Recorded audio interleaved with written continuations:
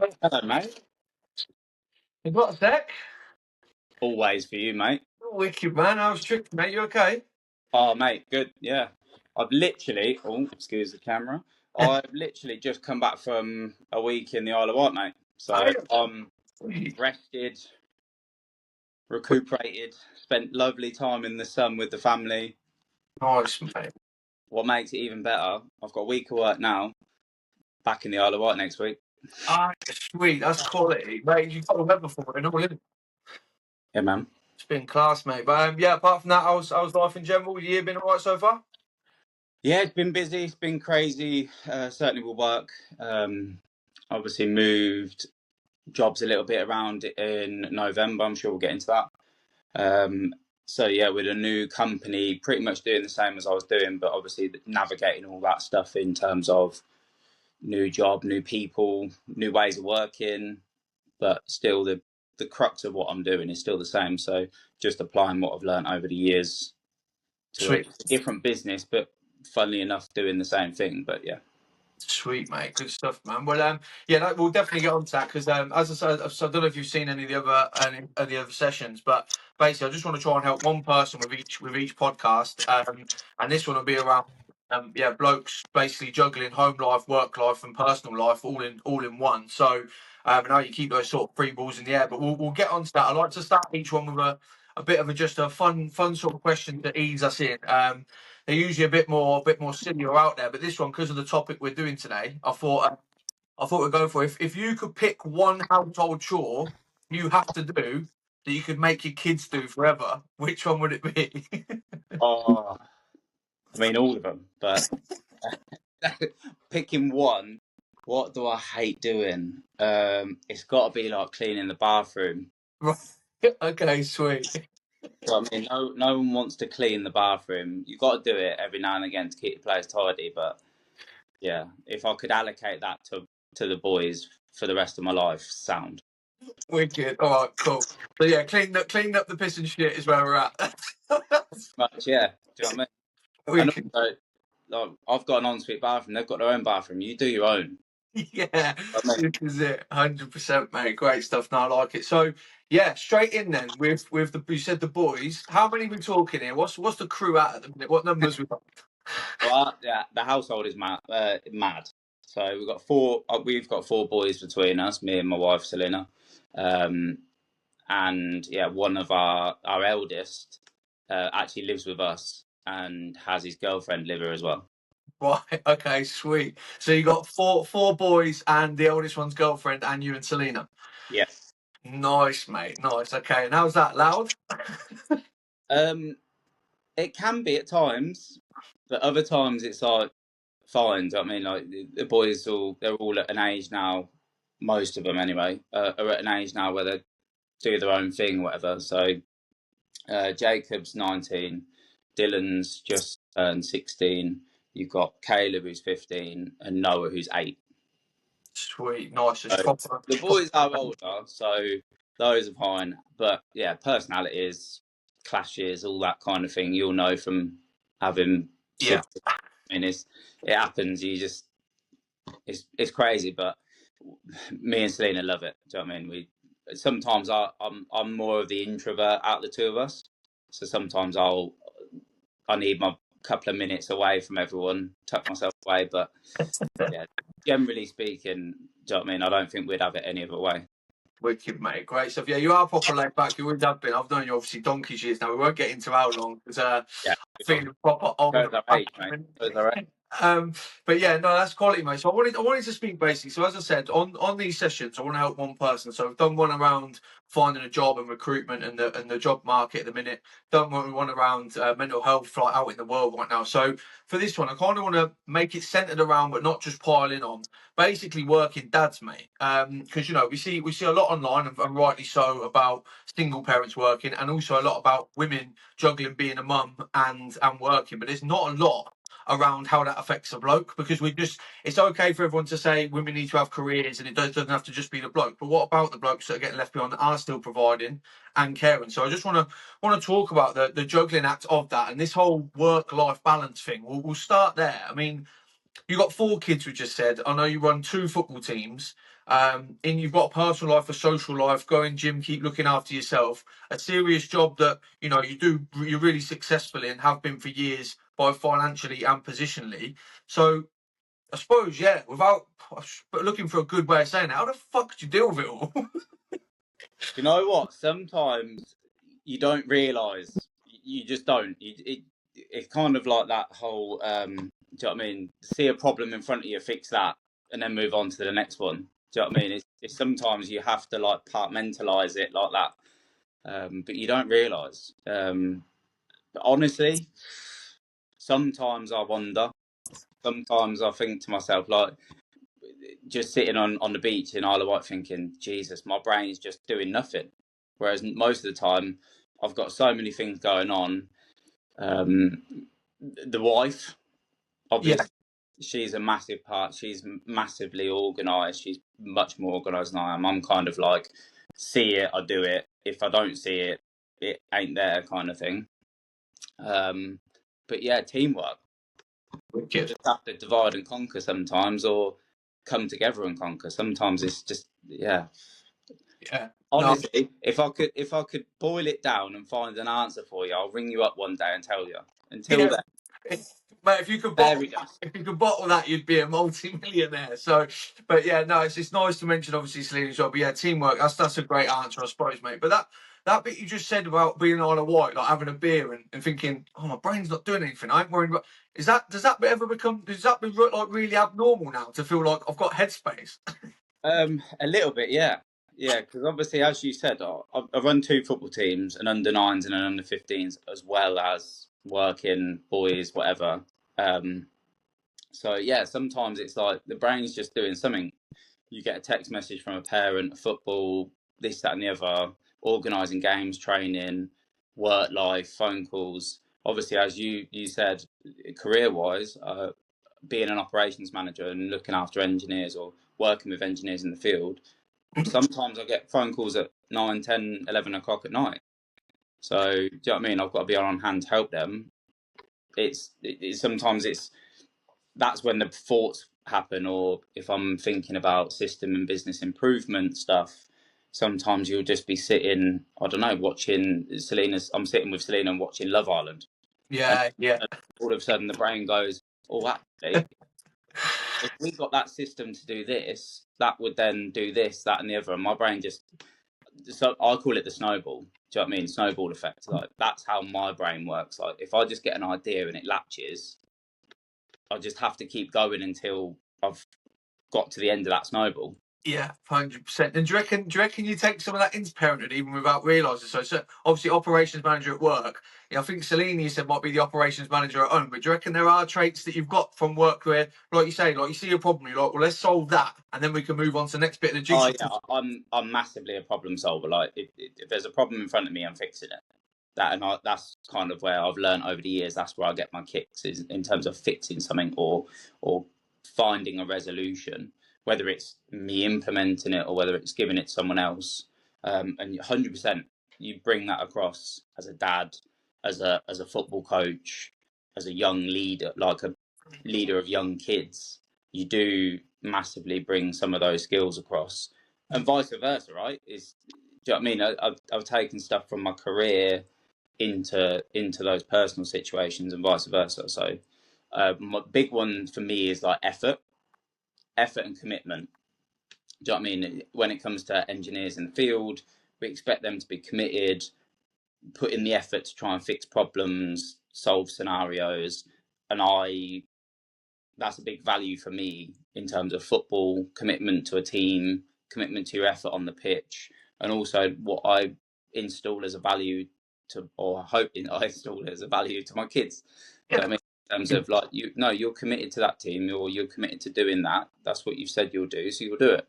Yeah, 100%. Is there anything else that you take? Like, obviously, kids are impressionable as they're younger, and as they grow up, they kind of start getting their friendship groups and their own traits and stuff. But by like commitment and effort, are they just the main two, or are there other things that you take from work that you try and say to kids that this is what's helped me get to where I am, so you should act that way as well? How does that work? I wouldn't say there's anything in particular, but I'm a big one, certainly in my career, of sharing knowledge and parting that knowledge on other people, like people that get, whether it's system knowledge, certain things, like it shouldn't just be held with one person. Like you educate and bring your teammates with you, right? I think that's a big one for me in terms of the kids. Like whether it's we're doing something, I don't know, Lego, like teaching little Noah when he was massively into Lego, sitting there and teaching him, oh yeah, this is a cool way of doing it. This is a way that we can organise it. This is the way we can do it more efficiently and stuff like that. And I think those, my brain go into trying to do even Lego efficiently. Yeah. Comes from my career. It comes from my work life. Yeah, no, fair play. And with I can't remember what I was about to ask there, but with work, so yeah, that was it. So how do you strike that balance in between? Because I know you said if you sat watching Love Island, and then you can start thinking about ops, but it doesn't mean you need to solve that problem there and then. But how? Because I think anyone who takes their job seriously, it bleeds into personal life. Anyone that says they set boundaries dead at 5, I don't really buy into that. But how do you juggle? We'll get onto the personal stuff in a minute, but how do you juggle work with personal? Is it about setting boundaries for yourself? Is it about Selena and you setting boundaries, the kids? I don't know. Because say something does arise at 8 p.m. Is it, well, this is my work, I've got to go do it? Or how does that work? I think it's a big one's flexibility with work, right? Having a trusting manager, trusting leadership or whatever, that and give and take. So I've for many years now, I don't know how many, nearly 12 probably, worked on this kind of flexible basis of like, do you know what I mean? If I get a phone call at 11 o'clock at night and help someone for an hour or two, like I'm going to take that back. But I'm not a stickler for minute by minute out. Do you know what I mean? Like if I take it back, I take it back. If I don't, I don't. But there's a balance there, and it's having the ability to do that. I think the flexibility and the trust. Yeah. But other than that, yeah, it's kind of just I would like to say winging it, because I think you've probably known me long enough that that's kind of my thing. Very much with like speeches, even this thing when you obviously asked me about this podcast, I couldn't write something, regurgitate. I'm very much wing it, feel out how I feel in the moment kind of thing. Yeah, quality.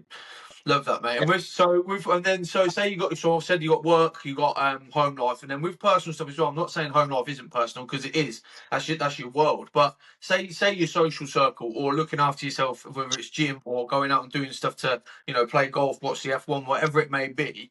Is that, because for most people that'd be the first thing that gets chucked aside? So it's when you put on weight, case in point, or you don't see friends and you start shutting yourself off. And I think this is also affecting a lot of people's mental health, women as well. I'm not saying it's just men, because like you say, if you've got work sorted, that's where the bread and butter's coming from, and you are committed and you are passionate about your work. Then you got your family, which is your world. So the last bit of the trifecta falls apart. So how do you calculate getting that in? And is that more about strict boundaries, because then you're not fluid at home? How does that work to make sure you're being social, doing stuff for yourself and looking after yourself?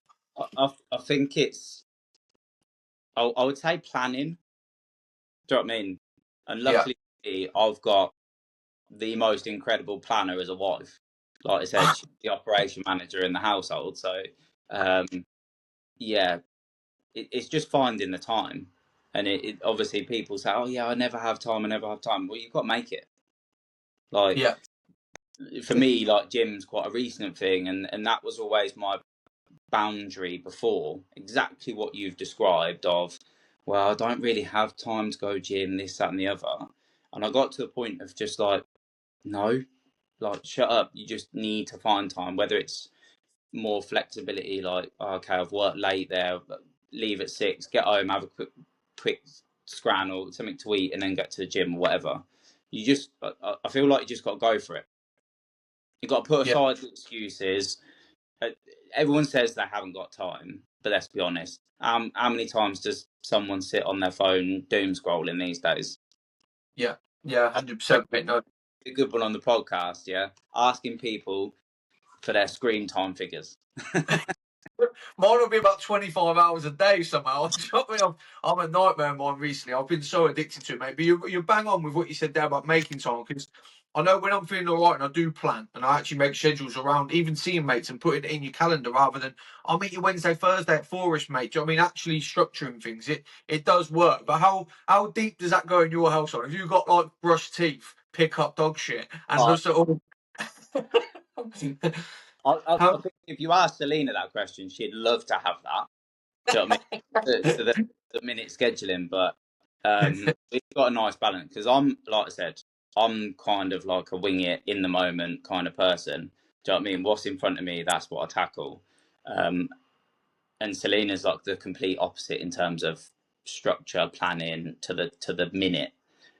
And I think as a team, we've kind of found that nice little balance in between.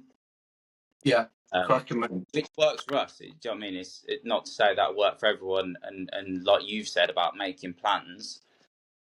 Me and a mate of mine, we don't make hard and fast plans in terms of like, oh, I'm meeting you at 3 on that Saturday morning at this place. It's like, okay, we're doing something Saturday morning.